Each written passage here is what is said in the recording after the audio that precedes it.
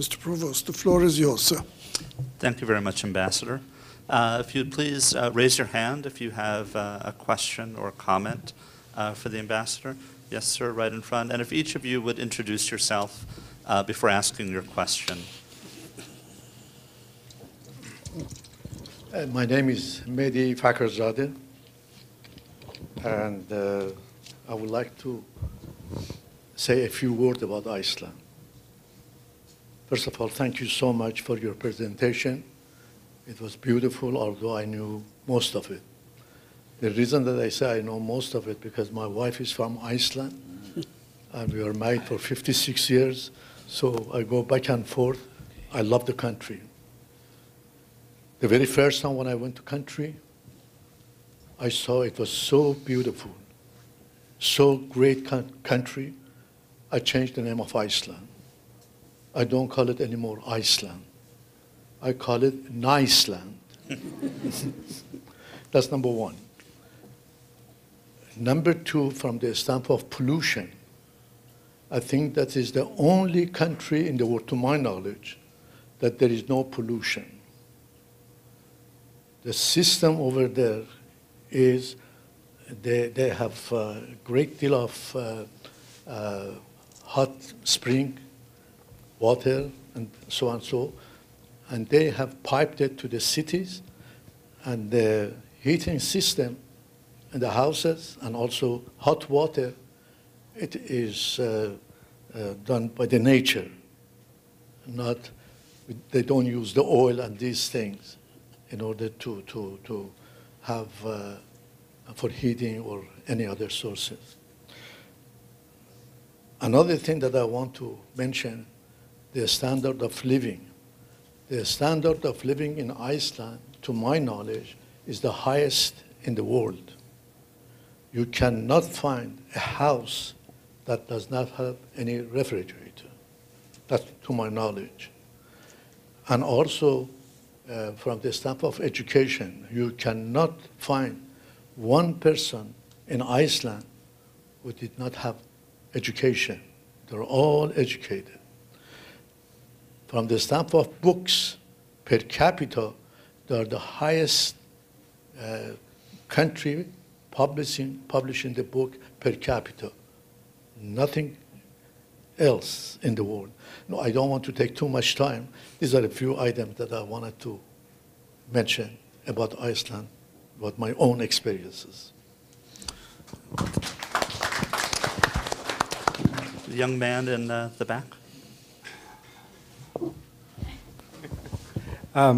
Philipp Zug, guten Abend, from Germany. I have a question. The European Union offered you a faster process to become member. What do you think is the reason? Is it more like a goodwill, friendly offer, or has it other reasons like defense, foreign policy? Thank you.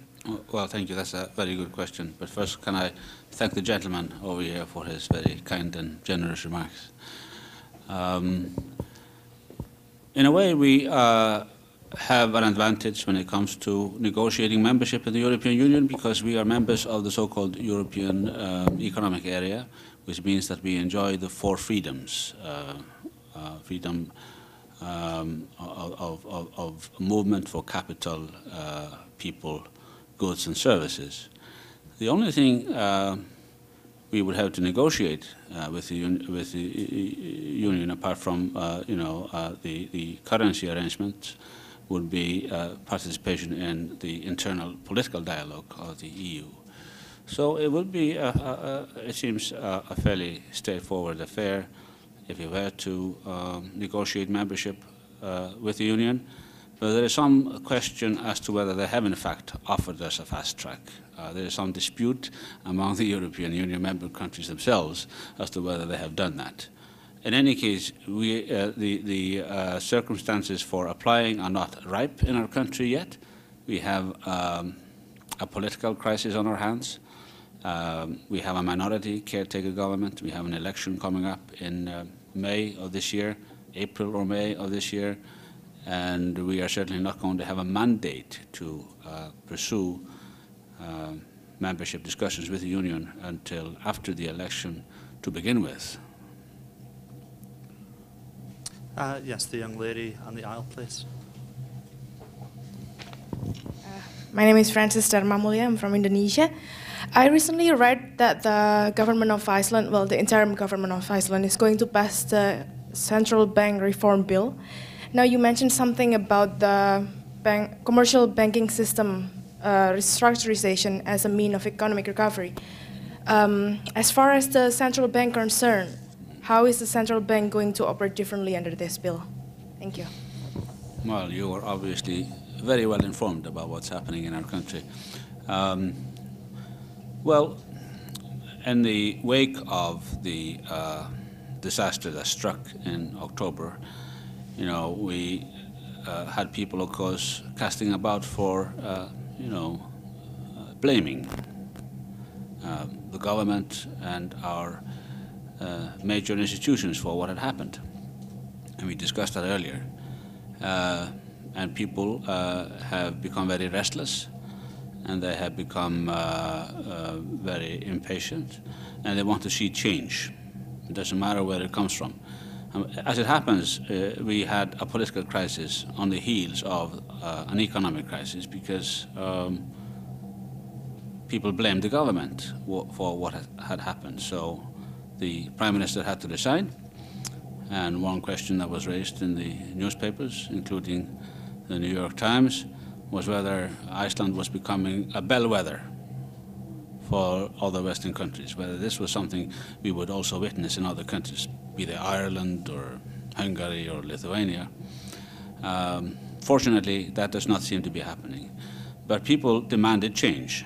The government resigned, and people have also demanded that the government change the leadership at the helm of the central bank. So that is really what this restructuring is mainly about, although we are also looking for ways of sharpening the supervisory role of both the central bank and the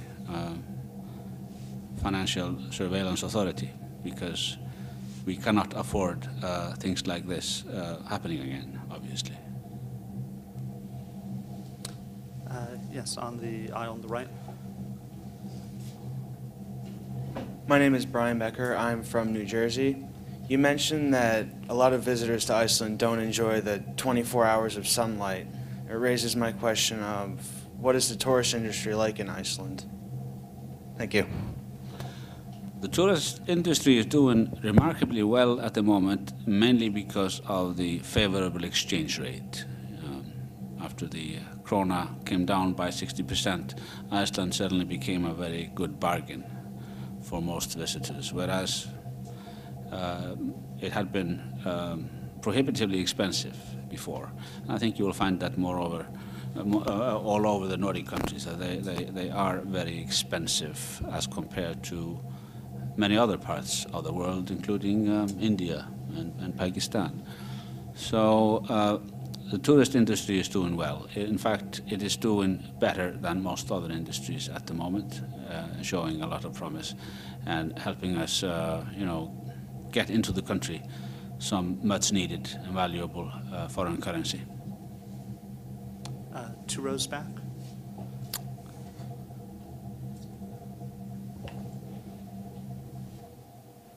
Oh, I think so. You mentioned that there are many students from Iceland studying in the United States. I assume they're studying in Europe as well and other parts of the world. Do most of your students receive their university education outside of Iceland? And if so, is there any fear that they may not return to Iceland, which would, given such a small population, create perhaps a sort of brain drain? Is that a problem? That's a very good question. It hasn't been a problem so far, but we fear that it may become a problem from now on, because our young, our best and the brightest, now